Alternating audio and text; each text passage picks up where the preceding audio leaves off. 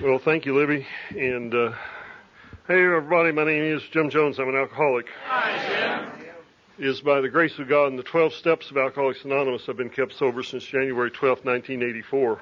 And terribly grateful for that.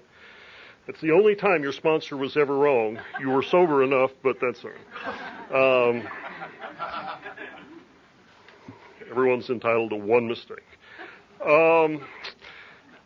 About 2 weeks ago, I began thinking, what kind of an idiot am I? I volunteered to introduce Clancy. I thought there's leading with my chin, but then there's, I have to thank Barbara for being here. Barbara, we love you so much. And if I may, before I introduce Clancy, she mentioned something about Charlie that I just wanted to say. One of my fondest memories is we were getting this place ready and to move down from the Wellness Skills place was coming up here one day at noon, and Charlie was in the kitchen, and he had a 20-year-old newcomer in tow, and they were talking about AA and installing the sink in there. And I will have that image in my mind as long as I live, and it's very, very sweet, and he's a wonderful, wonderful man. And actually,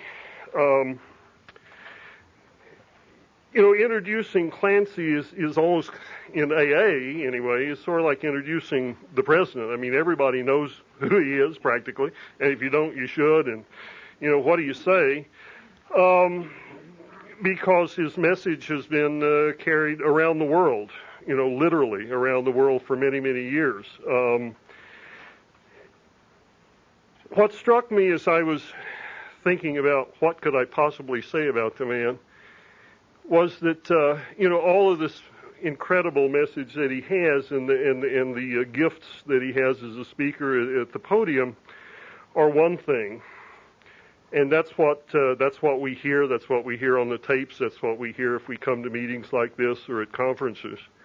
But the last time Clancy spoke here after the meeting was when I had a rare chance to see the man walk his talk, and that's really what I want to share as intro. Everybody had gone virtually, and I'd locked the door, and I was taking Clancy back to the hotel, and he had walked on ahead of me, and Barbara and Charlie were both here. Charlie was in failing health, but was here. This was 7 years ago.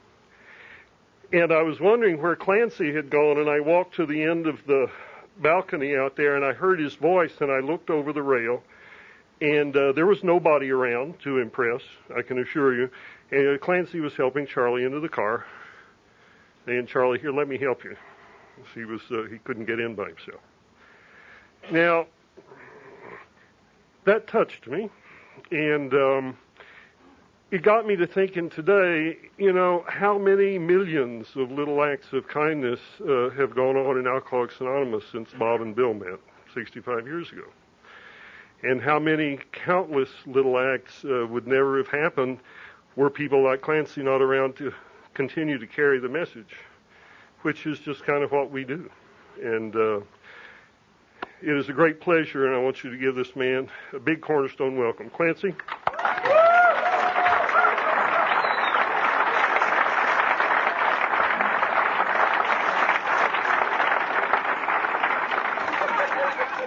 My name is Clancy Immislin. I'm an alcoholic.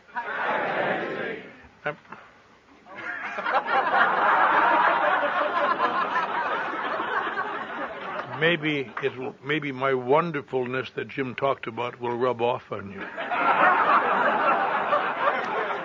I'm really very happy to be here tonight. I'm happy. I want to thank, first of all, Mark, who used to be in our group in L.A., for picking me up at the airport. And he and his lovely wife, Jacqueline, have been sharing with me. And we were talking tonight at the recent International Convention in Minneapolis. I had a panel on gratitude. And they had a panel at the same time on sex.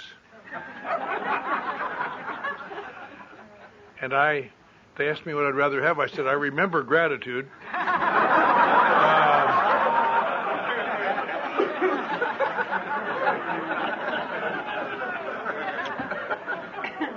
you know, I've been around a while, and when I turned 73 years ago, I had a feeling, when you turn 70, and doesn't feel that way now, but before, you're on the home stretch. I mean, you're coming around the clubhouse turn at 70. There's a guy up there with his scythe waiting for you. Hurry up, son. But I've been doing the best I can, and my doctor gives me iron tablets to take, which is supposed to help me, I guess. And I've been really feeling pretty good until about 3 months ago, in some hideous fit I felt good one day, and I've been reading about it in magazines, and I tried a Viagra. And I want to see if the story of Lazarus is true. Well,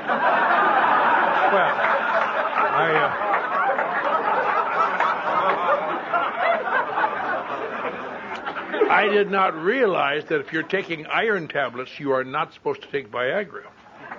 And now, every 4 hours, I face north.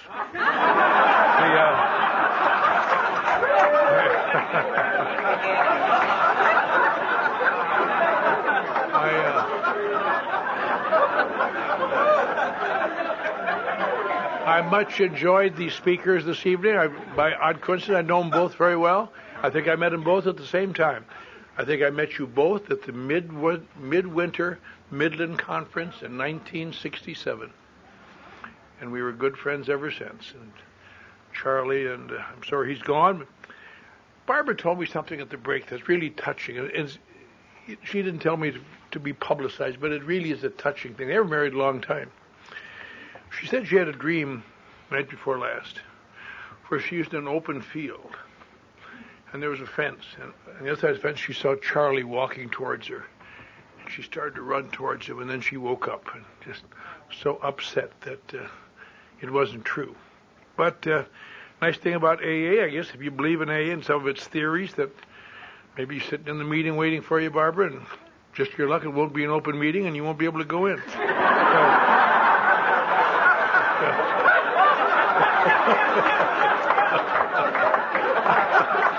I don't know why I said that. I did not think of that. I am just a channel.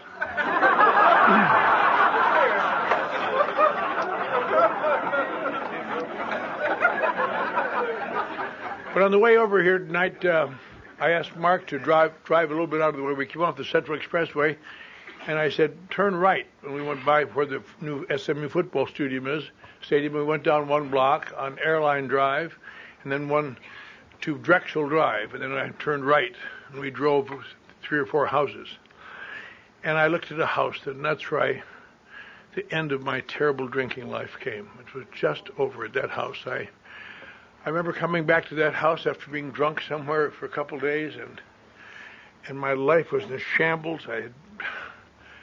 I had been working. I came here to work for Tracy Locke, big advertising agency, and I'd worked on the Elsie Delmer ads, if you remember those, if you're old enough, and they were pretty good. And then I lost my job because of my drinking. I got a job at Southwestern in Gaving, where I was production manager, and I lost that job because they repossessed my car, and I couldn't get to work. And it was so terrible. And my daughter was born in the hospital. They had to find me in a bar on Portland Avenue to bring me to the hospital. I was telling Mark, and doctor said, your daughter's got some unusual severe RH problem. We don't know if we can save her. And I said, I'll take my blood, doctor, whatever blood you need, take it from me. I'd rather be dead than have her. And he looked at me and he said, no, she has a better chance with the blood she's got. She is now 11 years sober in AA anyway. But anyway, I stood outside that house, and that morning, just about almost exactly 42 years ago, and my life was over. I had no place to turn. I was desperate, and I knew I had to get out of Texas because I knew my wife she had apparently, when I was gone, had sold all the furniture, taken the children, and left with what money she could get, and I had no idea where she went, and I had no car. They'd repossessed that. But I knew I had to get out of Texas for a very good reason. Because I had been signed out of the Texas state insane asylum at Big Spring, Texas, to her. In those days, I don't know how they do it now, but you were signed out to a loved one. And if they decided that you should be back in there, they just called up and there was no hearing or anything. You just went back in. And I had a whole winter full of electric shock treatments in that hospital. Ha, ha, ha, ha, yeah.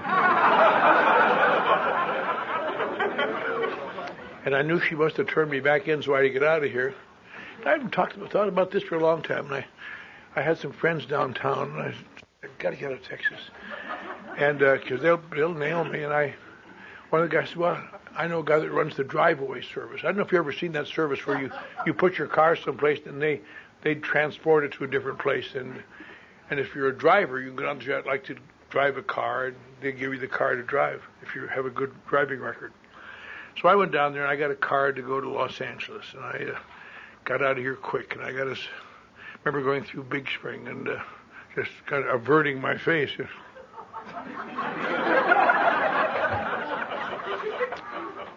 I had escaped once from that hospital, and they brought me back because I don't know if you've ever been around outside of Big Spring, but they can see you running for 3 days.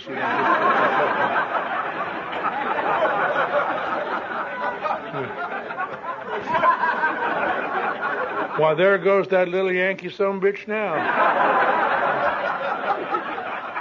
That's why I got all the electric shock treatments.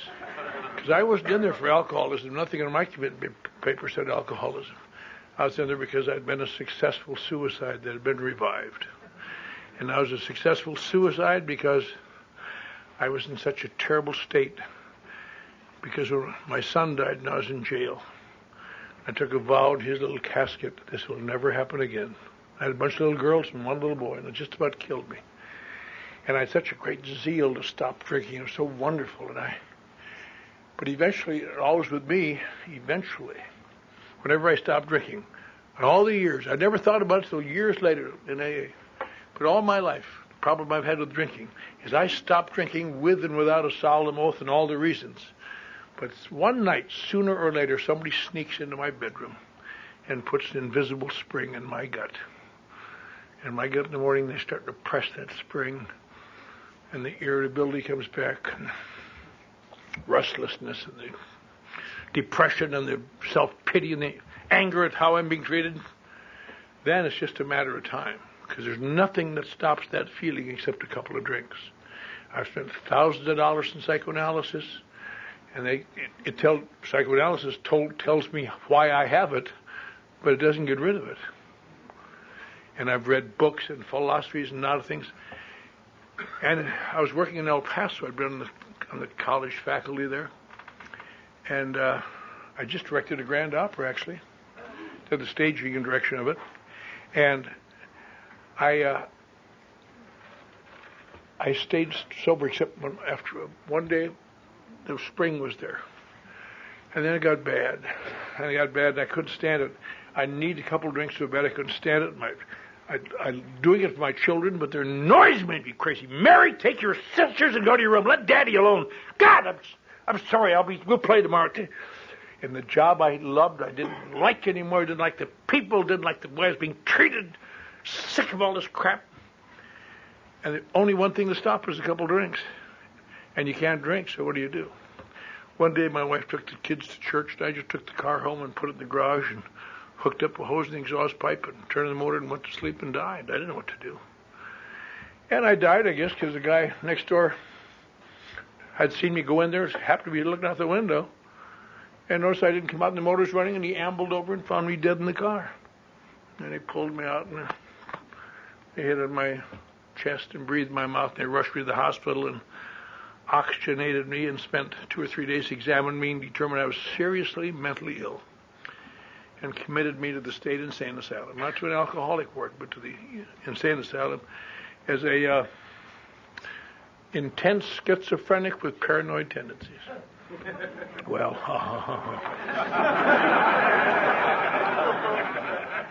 and after I was in there a couple of weeks, for some reason, I guess they must have been sedating me. I was starting to feel better. That's why I wanted to get out of there. And I found a way to escape, and they brought me back and gave me a lot of electric shock treatments. And the next year, I was wondering, how the hell am I going to get out of here? because you had to be well, and I couldn't pass any wellness test because I was too intense. And the state of Texas did me a great favor. They started the first experimental alcoholic ward in the state of Texas in the state hospital in Big Spring while I was there. A man named Les Ross, who lived there. And I found that out, and I'd been in and out of AA for 7 or 8 years by now. And I knew what AAs like to hear. I knew I wasn't an alcoholic, but I also knew what AAs like to hear. And so I hustled him. By this time, I was the mailman at the hospital going around from ward to ward. And I nailed him one day. I said, Mr. Ross, I'm here on a commitment from El Paso. It's a suicide, but it was that damn drinking that made me crazy. I understand you have some sort of a program over there. Is there some kind of a book I could read or any kind of literature? Because if I could just return to my lost God and get away from the alcohol.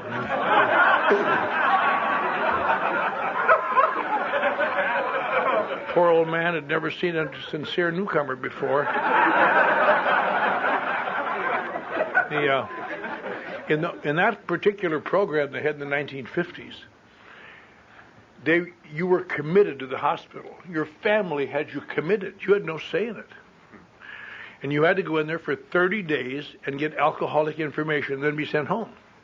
And these people in there just hated it, I got transferred to that ward finally as an experimental case, whether psychiatric patients should be able to go. And I sat in there, and I was just wonderful for Mr. Ross because all the other guys in there just... You say to the guy, what are you doing to get out of here, Fred? I'm going to kill that bitch.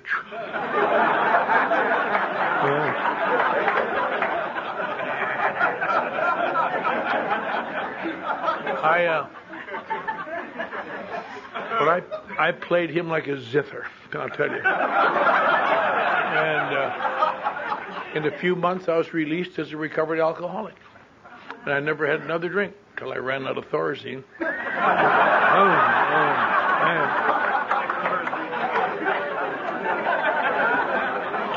Well, I was still on probation to my wife when I left Dallas, and so that's why I averted my head and big. I didn't want them to see me because I knew it would be all over if I would be in there till I die. I got to El Paso, and looked up some friends, and we got drunk, and I got in my car and got some money from them because I had no dough and got as far as Phoenix. And got in a beef on the street with some guy. Turned out to be a cop, and he arrested me, and he put me in the Phoenix jail overnight. It was even hotter than it is here, about 106. And in the middle of the night, I was so sick. Got up and vomited on the toilet. It turned out to be some guy's bunk, actually.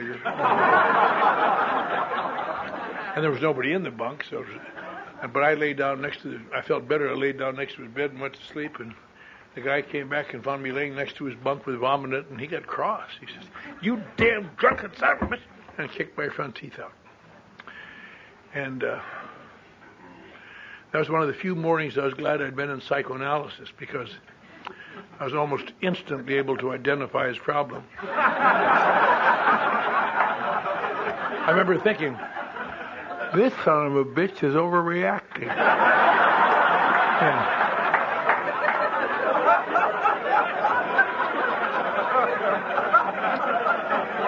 And I got out of the jail the next morning, and I didn't know where to go.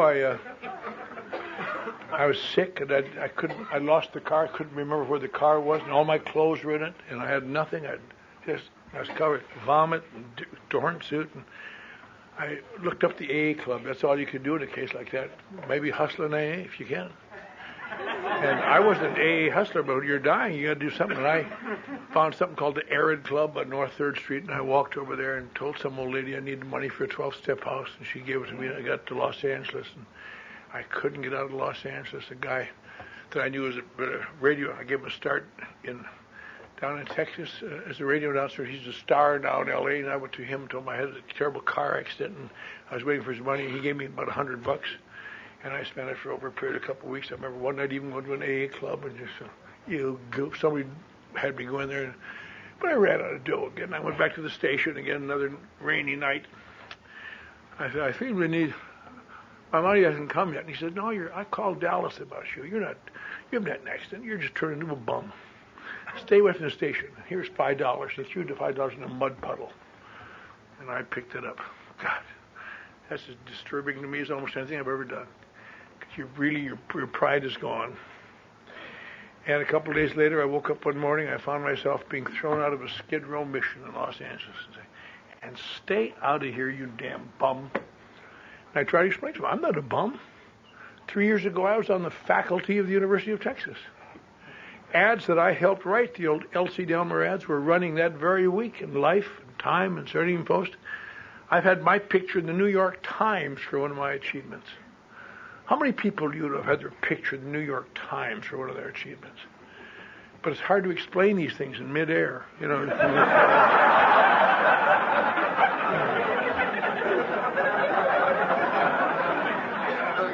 And I stood outside of that stinking old mission on that cold, rainy morning, and I just had such a terrible feeling. I didn't know what it was. I've since identified it, I think, by listening to other people.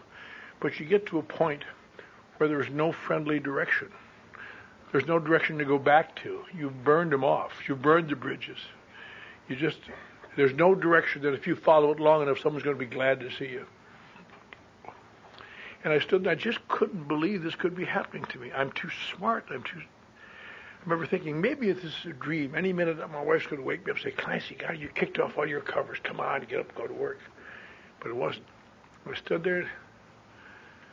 And if some old God came up to me that morning and said, you know, Slim, you're dying. You're down to 120-some pounds. You've lost your wife and children. You'll never see them again. You've lost your career. Once upon a time, they called you a boy genius. Now you can't even get a job washing dishes. You've lost your clothing. You'll never see that again. You're an only child, and your mother up in Wisconsin is not allowed to accept phone calls from you anymore because your stepfather's so tired of watching you manipulate her and play on her sympathies to get a little more money, to get another start. He'd rather have her think you're dead than the way you are. Now, you've been in and out of AA almost 10 years now, and you're sitting in meetings and smugly and smirking at these idiots, and you feel so different and sometimes so above them. But I'm telling you something. Why don't you, for God's sakes, go back to AA one more time before you die? It's going to be all over. And admit you're an alcoholic and concede to your innermost self, or whatever it is they say, and do something about it. And if some old guy had come up to me that morning and said that, if I were in a mood to be honest, I'd have had to say to him, pal, it isn't the way it looks. It isn't the way it looks. I'm not an alcoholic. I wish I were. I would give it. I know there's something wrong with me. I've noticed since I was a little boy. I've always known there's things wrong with me. I'm not enough somehow. There's something missing inside of me, and I don't fit in well, and I don't mix, and I don't feel like equal a lot of times. I feel like I'm always playing catch-up all my life. And I've tried a lot of things for it, but I discovered when I was 15 years old, and I ran away from home early in the Second World War and was out in a ship in the ocean. Some guys got me to drink some whiskey and made me sick for a while, but eventually I drank it and held it down, and I discovered that's how you overcome that feeling. I don't drink because I'm a drinker. I drink because I'm a feeler. And drinking is the only thing I've ever found that makes me feel at all the way men look. I don't know any other way to do it.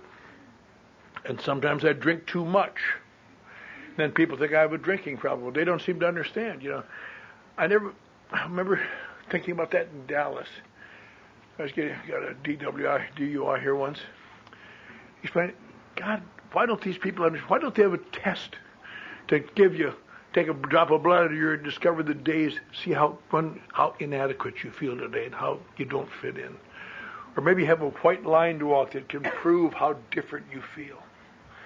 And maybe a breathometer that you can breathe into. They can say, oh, this guy really needs some love and some understanding instead of just being pushed around. But they don't have those tests. They just have tests to give you when you drink to overcome those feelings, and sometimes you drink too much. But at one time I thought I might be an alcoholic, but I realized being an alcoholic doesn't make you crazy when you're sober. It's supposed to make you feel better. So I had to say to the guy, well, I'm not an alcoholic, pal. I wish I were. And if he'd said, well, prove you're not an alcoholic, I wouldn't have been able to do that because I wouldn't have had the objectivity to stand back and delineate the differences. So I probably would have done what people like me do when we get tired and get afraid, and you get cornered, and you take refuge behind bluster. You say things like, "Oh, get out of my face, goddammit! Leave me alone! Get away from me!" Because I don't know the right answer. I know the answer now. I've known it for a lot of years. I didn't know it then. And the answer is quite simple. Why, I knew and would be willing to bet my life I wasn't really an alcoholic. And not because of my drinking. I went to AA off and on. I went to Town North. When I was here, there's only two clubs, Town North and Suburban. And I went to Town North. In fact, it got so bad at the end, when I was working at Tracy Lock, I would get up in the morning on Drexel Drive over here, which is just a block the other side of the freeway, and drive down and stop at the Suburban Club, which was next to some tennis courts down there. And I'd go in there every morning. There was a guy swamping at 7 o'clock. And I'd say, "God, I got to get through today to lose my job." He'd say, "Well, have some coffee, we'll do something." And I could make it till noon, and then I just needed a couple of drinks. I couldn't stand it. And by nightfall, I was drunk again. And the next morning, I'd be back doing the same thing. Just on and on. I just don't know how to explain to people that my problem is not drinking. I wish it were. Jesus, I'd do something about it.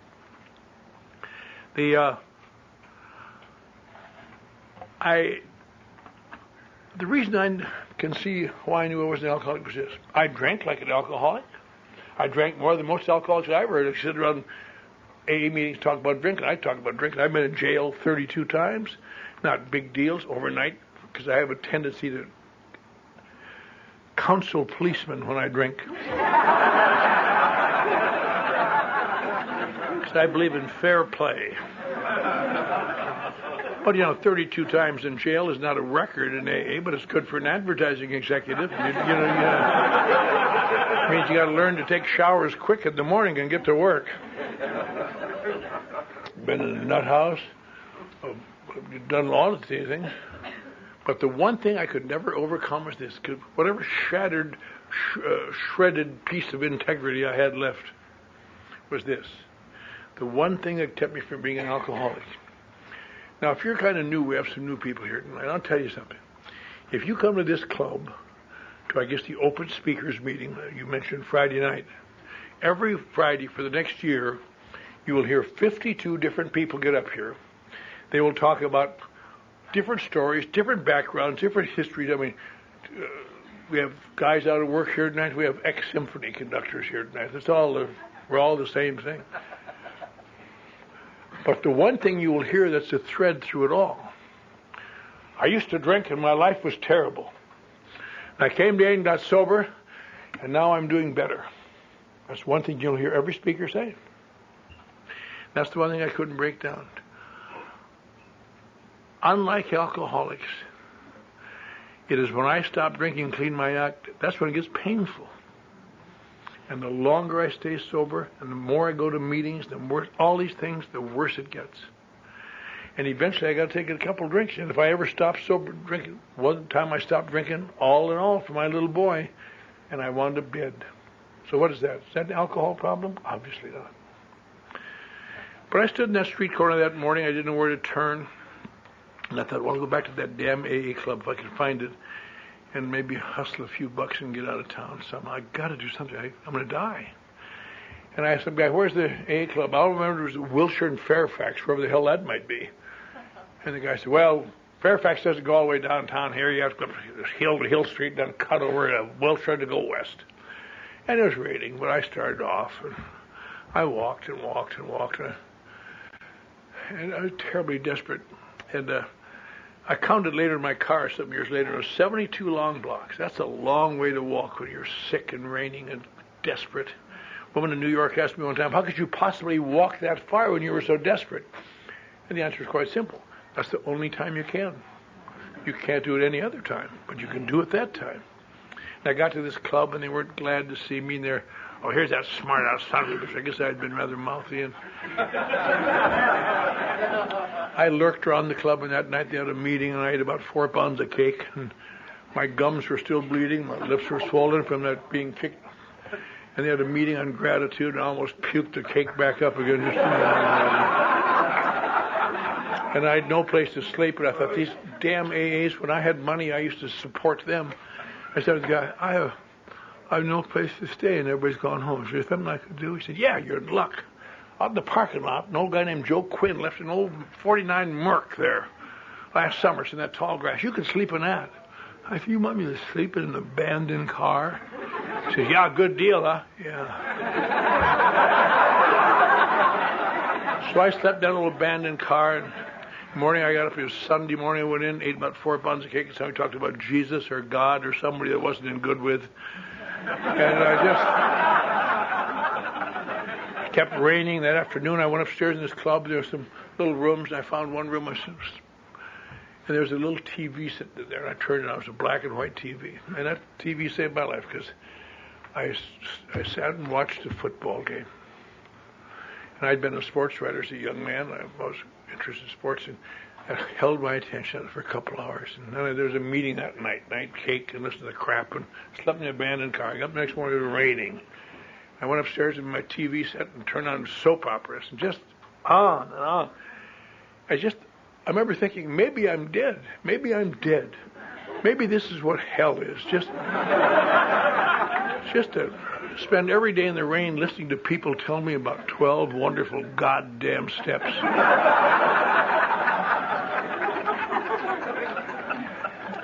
And I had no idea then or thereafter that would be my sobriety date, because I didn't want it to be. I got sober a lot of times, for jobs, for love, for people, for memories, for sadnesses. But there's no reason to stay sober this time. And I somehow stayed sober. You know, they say there are no authorities in AA. There are authorities. I'll tell you who they are. They are people who live far away. They always know more than anybody in town. Every time you have a convention in Texas, you bring in speakers from California and New York and Chicago. We have speakers in California. We bring in speakers from Chicago and New York and Texas. They have speakers in New York. It's always the same thing. If you're from far away, you're an authority. That's why I'm here tonight, as a matter of fact. But I am kind of an authority in Toronto, Canada. Because I go there every February. They have a day, and that tells you all you need to know about my speaking abilities. The good speakers go north in the summer and south in the winter. I go to Toronto in February and Dallas in September. Yeah. I don't care. Love is the answer. Anyway. But I go there, and every morning, in the mornings I talk about like the history of AA or the traditions, or last year they had me talk about Bill Wilson. I'm one of the few people left who ever spent an hour talking to him in his office. And in the afternoon they have a question and answer session on AA with a big authority answering questions. And then at night I give a talk. And I really have discovered I have a kind of facility for question and answer meetings. I have a natural bent. I seem to have a facility to be able to weave a veritable tapestry of verbal BS while I think of the answer. Let's go back to the roots of that problem.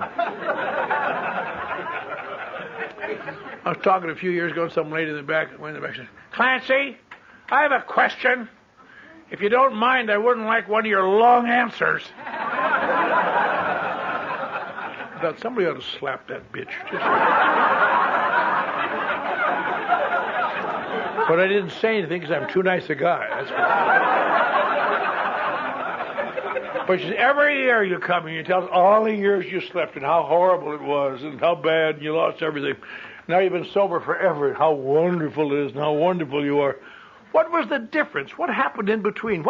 Just a sentence or two, tell us what made the difference. Yeah, there's no possible way you could tell that difference in a sentence or two. It's ridiculous.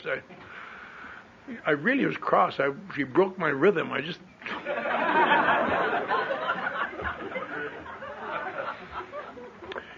But that night I was taking a shower before my meeting, and the answer came.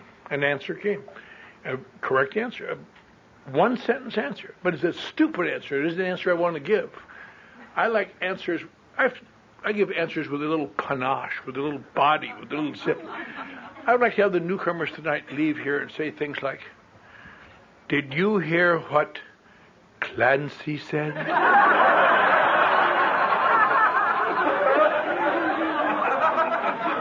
Wet birds do not fly at night.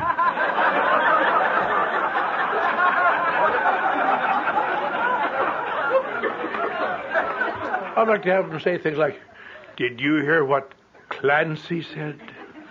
Never mind if the horse is blind. Keep loading the wagon."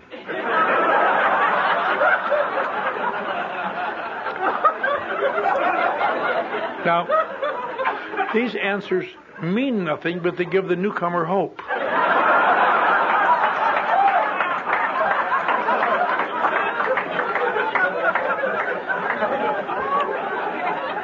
The answer I thought of was so corny and sick that I hated it. This was the first time I ever felt so bad that I remembered that I found myself doing things in AA that I thought were stupid and beneath my dignity and allowing people who didn't deserve to tell me what to do. I don't mean big things. I don't mean like writing inventories. I mean little things like, in those days, for example, I went to meetings all the time because that's where I ate cake and slept in a club. But in those days, there were no styrofoam cups like we drink out of tonight. Just porcelain cups. So every meeting, they'd have people wash dishes. And people get sick of washing dishes, you know. Are you without the teeth, you want to wash dishes tonight? And if I had any integrity or strength left, I'd have said, "No, I don't want to wash dishes tonight. I want you to lick them off with your ugly tongue, you old bastard." You know? But I was so afraid I wouldn't have any place to sleep, so I'd say,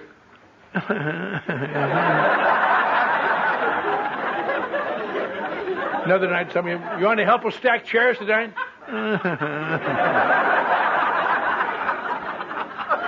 "Come early tomorrow night and set up the meeting." And I did this, and I stepped slowly, keeping that scar. It was just hideous. And I finally stayed sober a little while, and just I just gave up on never living again. Just. Then, if you stay sober a little while, the next step they do, if you're around the club, they say things like, "Get a sponsor. Time to get a sponsor." I've had sponsors. In El Paso, I had the editor of the El Paso Times. In Dallas, I had Dr. John, who was a very famous child doctor here, is why he became my sponsor, Dr. John Ashby, because I could get free treatment for my kids. But they all seem to be so nice. If you're new, you're going to hear, "Oh, the sponsor's wonderful." But no matter how nice they seem, I want to warn you, sooner or later, they want to stick their nose in your business. And this guy was, I seen him in and out of the club. He's an actor in the movies. "Hi, let me help you." "That's my new sponsor. I'm going to get some money from him. I'm going to get my teeth fixed up. I'll get some clothes. I'll go back east, get a job in a big agency. I'll make some money again. I'll come back to Los Angeles with money in my pocket. I'll buy this club and I'll burn the goddamn thing."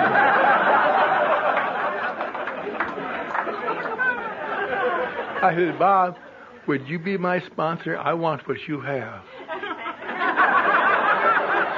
I said, "All right, kid, but I want you to do what I tell you." "Oh, sure, Bob." Then you say this, they like to hear this. "I want sobriety on an all-time basis."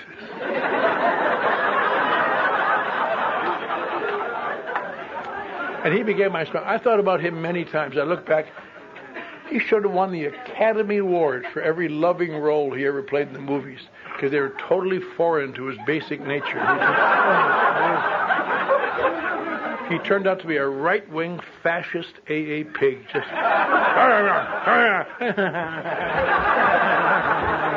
You want me to ring a bell now, Bob? Jesus Christ.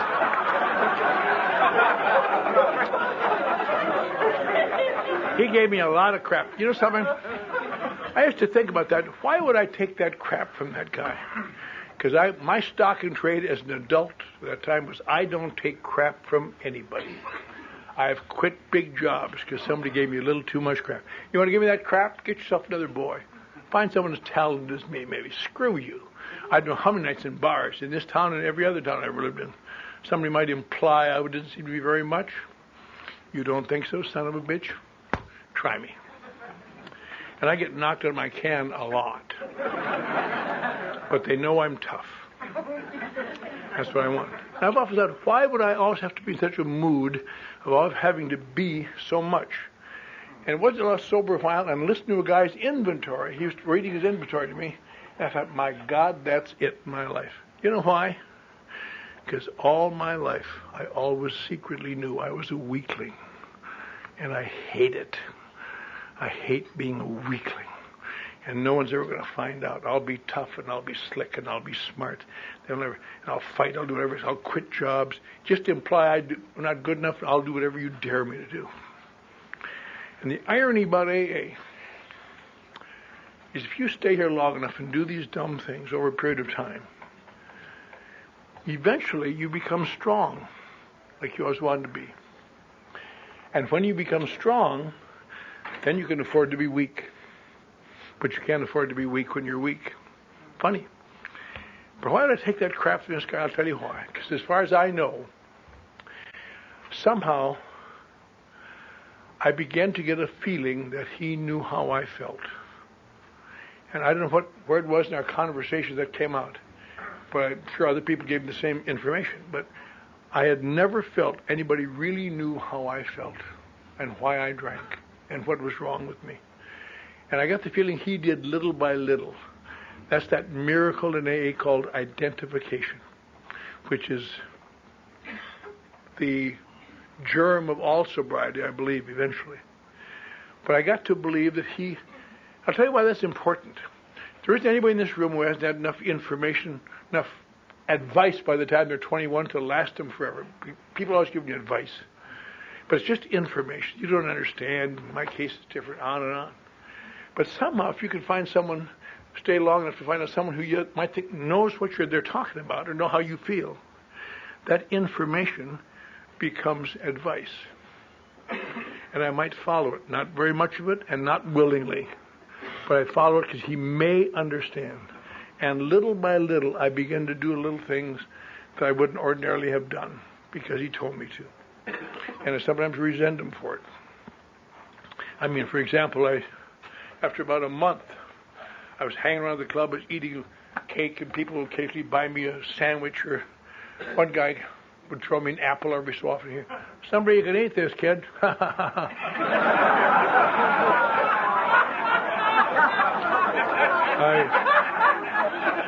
I must find him and make amends someday. One day I said, Bob, I can't live like this. I'm living in an abandoned car. People think I'm stupid. I'm hungry a lot of the time. I'm cold. I got these old clothes, Bob. What am I going to do? He said, get a job. I said, get a job, for Christ's sake. Look how terrible I look. He said, get a terrible job.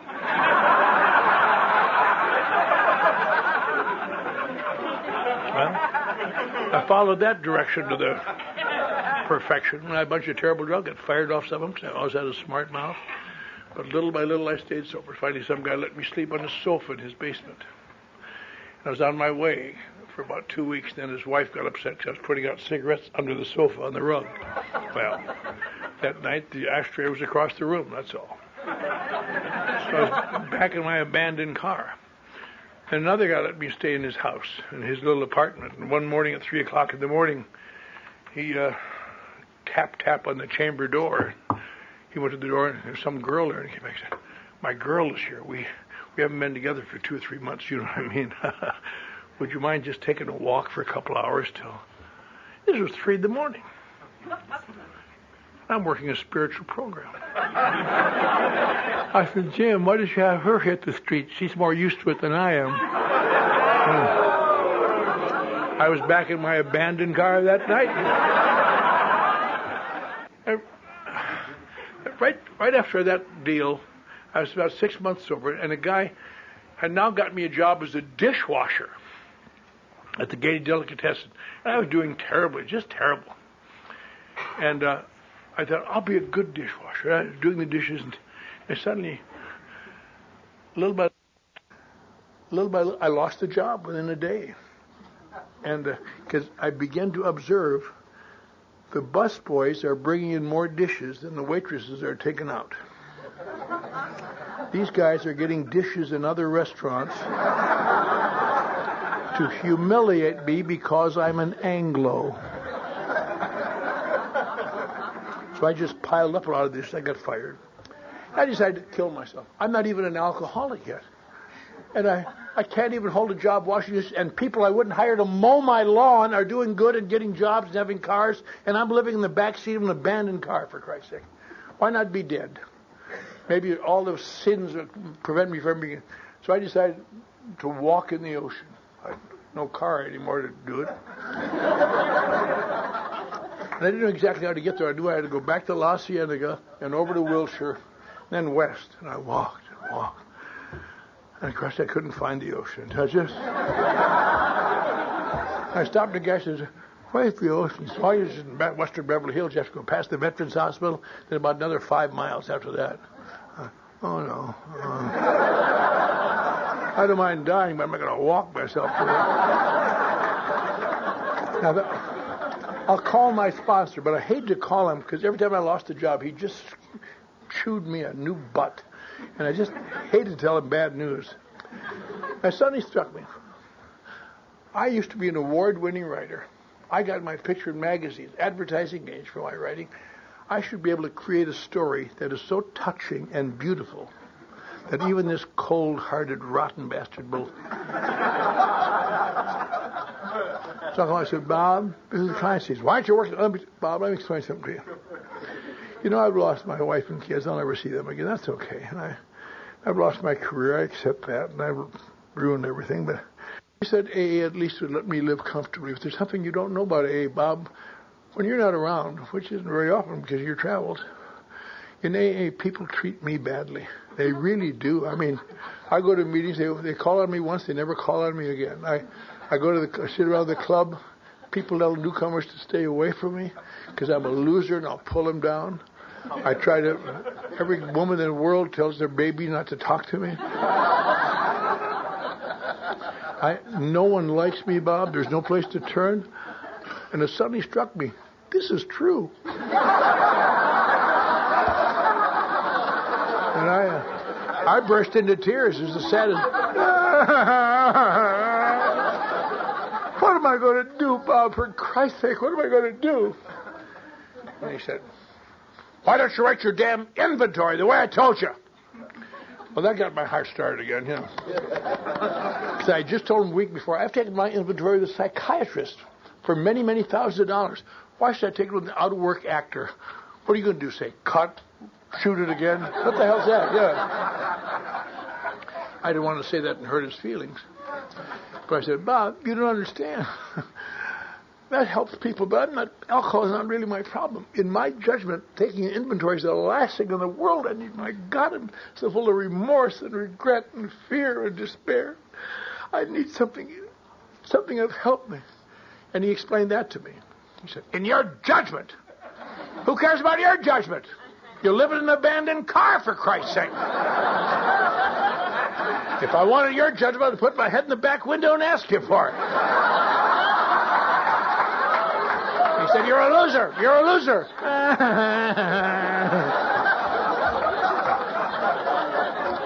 I came out of that phone booth. I'm glad I turned. If I'd have turned right, I'd have been in the ocean in 3 steps. I got back to the club and said, "Sullivan, give me some paper. I'm writing my inventory." And I had a paper, and he gave me a pad, and I wrote terrible things I'd never breathed to a soul. Never. Just terrible, rotten, nasty, petty. Guy asked me one time, "Why don't you tell those things to your psychiatrist?" Because if you're paying that kind of money, you can't risk rejection. That's why you don't tell your psychiatrist. I don't want some old boob to say to me, "You did what, sir?" Get out of my office. But first, wash off that chair. Yeah. But I wrote this crap down, and then I felt better because at least it didn't work, so it cheered me up a little. And I showed in the back seat of my car, and a couple of days later he came by, and this guy said, "Okay, kid, go take your inventory." I'm not tonight. I don't really. Shut up. He explained. We got in the car, and we went from Santa Monica to Oxnard. He gave me a flashlight, and I read this hideous thing. It read worse than I remembered. It just. I thought, he's going to make me get out of the car in Oxnard and I have to walk 40 miles back. I said, "Well, that's the end of it, Bob." He said, "Is that all?" "Yeah." "You know, that's the best thing you've done since you got sober, kid." And I said, "Thought it was." I've taken that same trip over 200 times since then. On the driver's side, and some other pukes over there. Let me explain this part before I read it.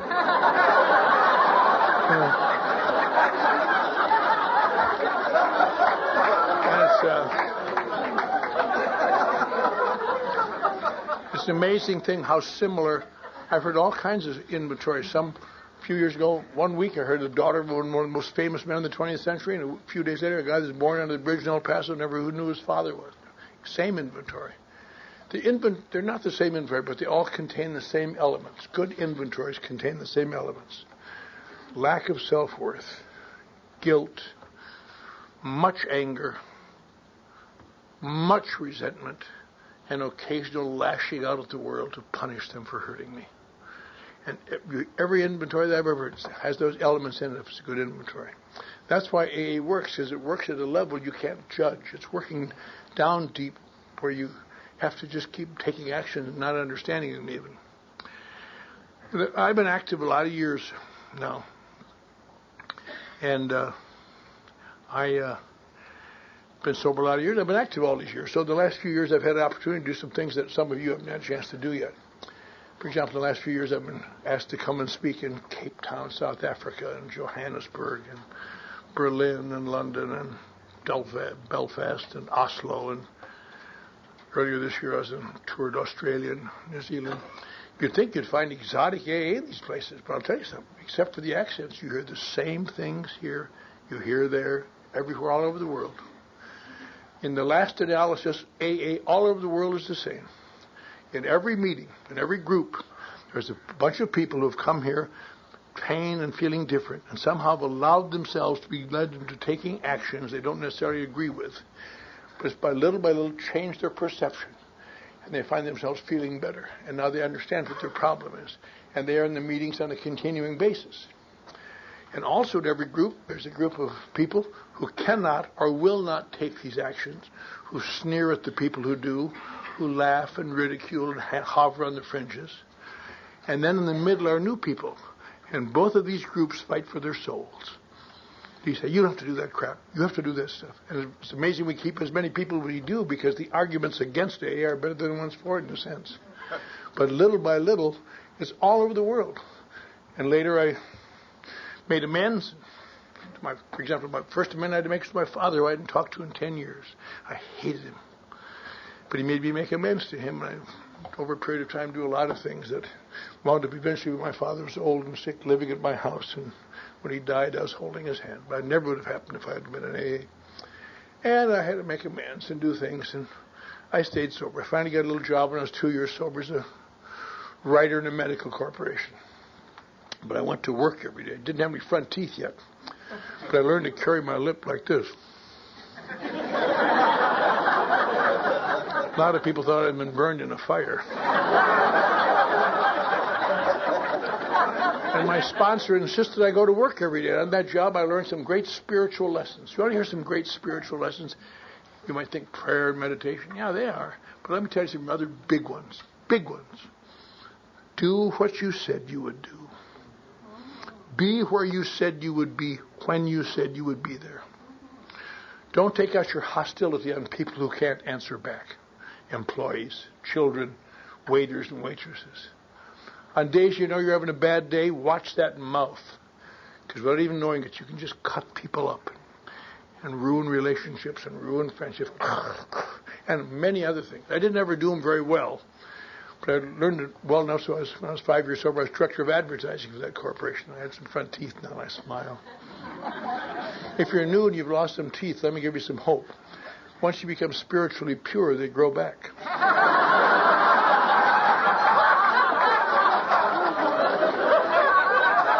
I don't exactly know how that works. When I was 7 years sober, another guy and I were brought into Hollywood. We created something called Boss Radio, became the #1 hard rock station in the world. And we all wore shiny suits and said things like, "What's coming on down, baby?" But you get sick of pimping the teenagers. When I was 10 years sober, I was downtown doing public relations for oil companies. 15 years sober, I was a marketing director in Beverly Hills.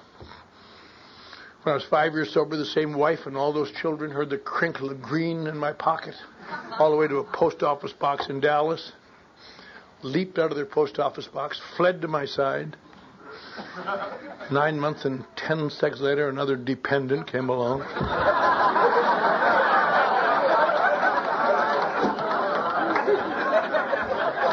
And I'll tell you, I cried when that kid was born because I finally had another boy again to grow, raise. And they're all grown up now. 3 of my kids are in AA, just all turning 11 this year. And the others aren't in AA because they don't need to be.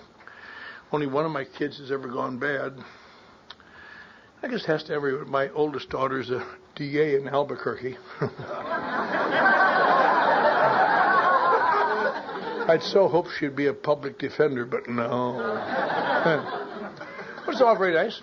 I live in a house out by the ocean where the breezes blow incessantly. It never gets hot like this. And I've come here tonight at tremendous expense and no little inconvenience to tell you all about it. Is there a new person here and in their first 30 days? Anybody? Anybody? You are, ma'am? Let me tell you something that's going to make you feel better. I've got it all together and you haven't.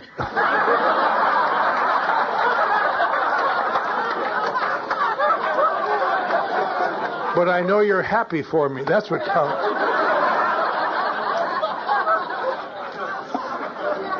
That's a terrible thing. I didn't say that to be cruel. I really want to see where you were. Because I'm going to give you a 4-minute talk now, and we're going to be done. All the rest of this was the introduction to entertain these boobs. But, the most important thing I said tonight, kid, I'll say before I sit down, I said, my name is Clancy Immislund, and I'm an alcoholic. And when you leave, you may wonder, well, when did that old fool become an alcoholic? Was he an alcoholic when he drank? Was he an alcoholic when he got sober? Now, I couldn't be an alcoholic because my problem isn't alcohol. And fortunately, I took actions I didn't agree with and didn't believe in and allowed people to superimpose judgments over mine, much to my chagrin. And I somehow survived long enough to discover the book Alcoholics Anonymous says something that I didn't even know it said, and I'd been around in and out for years. It says my problem is not alcohol. In fact, to extrapolate it, if my problem is alcohol, I'm not an alcoholic. Now, doesn't that sound weird? Of course the problem is alcohol. Everybody knows that. I can disprove that in 5 seconds. If alcohol is the problem, detoxes turn out recovered people. And they don't. Treatment centers turn out recovered people. Jails, hospitals. They turn out sober people with varying amounts of information on what may be wrong with them. But I'll guarantee if they be like me, or as our book says, of our type, eventually, you will always drink again, or sedate. And what is it? Why could this be? What is the problem here? Well, it's something we all know we have, but we don't necessarily understand it. It is not alcohol. It is something called alcoholism, which sounds the same, but tremendously different. I'll guarantee you, your life and sanity will depend on it someday. An alcohol problem is overcome by stopping drinking and cleaning up your act and doing good. And the strange thing called alcoholism, which unfortunately for you and me looks exactly the same to the naked eye, you will discover that this mind-consuming, perception-distorting, bodily-eroding thing, you'll eventually discover that if you stop drinking and clean up your act, it has no significant effect on your life other than to gradually make it so painful you can't stand it another minute. But even that doesn't make you an alcoholic. You must be one of the 7 or 8% of people, nobody knows exactly, who get an unnatural reaction to alcohol in addition to all this. So what's the unnatural reaction? Well, you hear podiums say, I stayed drunk for 20 years, round the clock. No human body can stay drunk 2 straight weeks around the clock. In a laboratory, that's what's the rottenest thing about drinking. You keep sobering up again, again, again. Well, it makes you act crazy. You hear these people say, and then I broke out of San Quentin and broke into Menninger's clinic and raped 2 nuns. Then I went down here. Oh. In my job today, I see alcoholics die. Someone died earlier this week. Some of them haven't ever acted crazy once. They never got sick enough to. So what is this unnatural thing that I can't understand? And if you understand that, kid, it'll change your life. It turns out that the unnatural effect of alcohol has to be something that it does for you, not to you. It has to almost instantly change your perception of reality. It has to alter your relationship to your environment. It has to fill holes that nothing else does. And if it does that, it's wonderful. And I never knew it didn't do that for everybody. I never knew it didn't do that for everybody. That's why, as was said earlier tonight, I couldn't understand why people don't drink. And they can't understand why I do. But when I drink, it's great. They talk a lot about drugs. I hope they don't talk about it in AA. But they talk a lot about drugs. I'm not an addict, but I've been working with addicts for 25 years. I think I know more about addiction than most addicts. I know about heroin, the great euphoria that comes, and eventually you can't get there anymore, so you have to overdose. Heroin addicts always die from overdoses when they die. Keep shooting up. Sometimes they get so desperate they go in the hospital, kick the drugs, so they can come out and get that feeling again.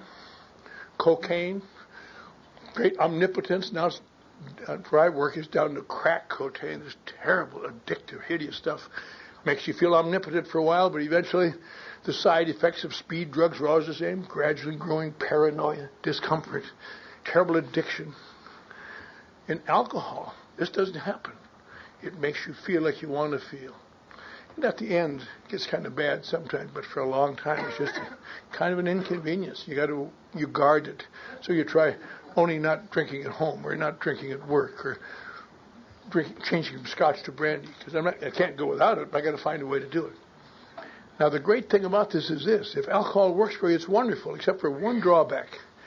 If it can alter my perception of an unsatisfactory sobriety, conflict-ridden sobriety, I would think you're tough, I drink. And which leaves these untaken care of. So the next time I get sober, they're a little bit worse. And eventually I get sober. But I can't stay sober, so I got to drink. But I can't keep drinking, so I got to stay sober. And I can't stay sober, so I got to drink. That's called alcoholism. And today in America, where there's more sobriety than any place in the history of mankind, it's estimated about 95% of alcoholics still die drunk. A number of people in this room will die drunk.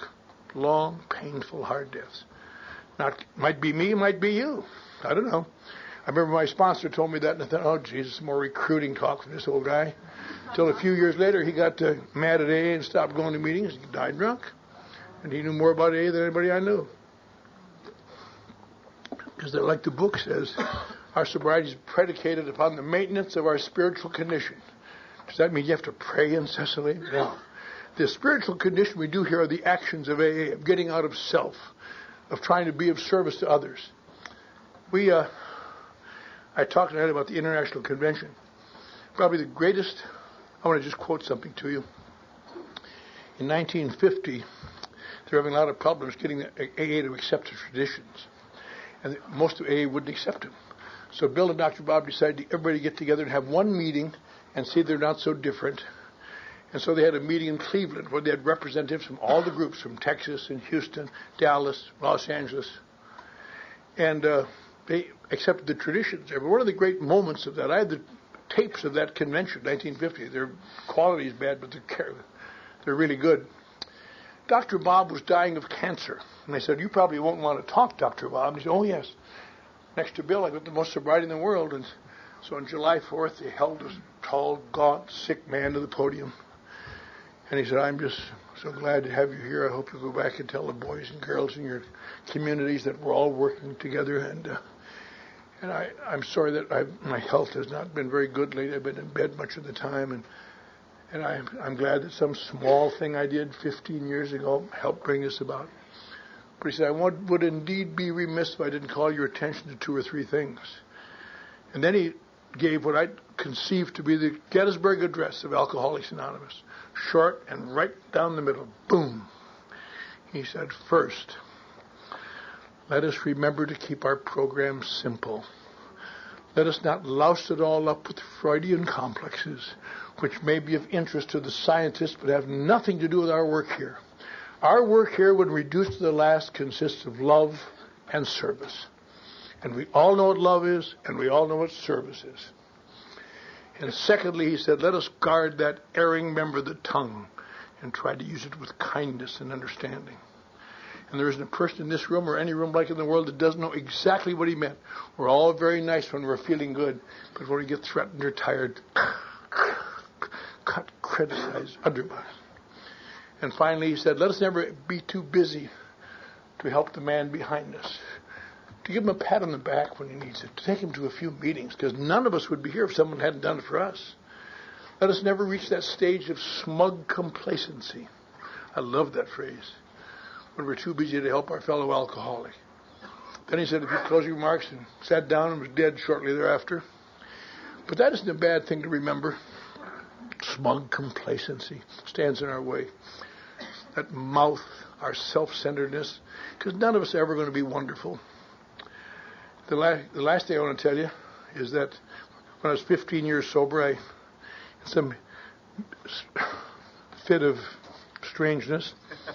I left a job in Beverly Hills, and for the last 26 years, I run the mission on Skid Row that threw me out in 1958. And people say to me, why would you give up that great career to run that mission? And I never could be able to think of a good answer to that. Well, it was such a significant decrease in salary, I thought it was spiritual. It's not a treatment center. We're way below that. We're just dealing with dead, dying men, women, and children. When I get out of my car in the morning, I step over the bodies of dying men and women to get to my office. And when I go home at night, I step over the bodies of dying men and women to go home again. And I have a staff of 150 people, all of them off the street. Social scientists say this can't be done, but we can occasionally help people. And it's a funny thing, when I get to work in the morning, you think, isn't that wonderful? That old man is so dedicated. I get in my car in the morning out by the ocean, and I got to drive downtown through Beverly Hills where I used to work. My car still wants to get off the road there. Let's go there. Let's not go down and see who died last night, who got stabbed, and who smashed their head into the sidewalk in a convulsion. But when I come home at night, I sometimes think about this. I feel more like a man. I haven't done much, but by God, I did the best I could today. And I get in my car and I feel better than I ever did going down those elevators, popping my fingers and being slick. Now, if you're new, you young lady or anybody else in this room, I don't want to give you the wrong impression. Even if you go to AA, even if you surrender little by little your willfulness, even if you get a sponsor, even if you take these actions, even if you eventually become somewhat apt to live comfortably in the world, we can't guarantee you that in 15 years you can have your own mission.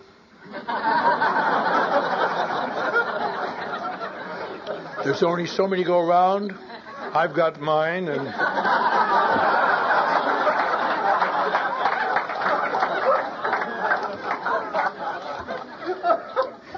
but we can guarantee you, I think, that you walk with dignity, you walk with some degree of self-worth.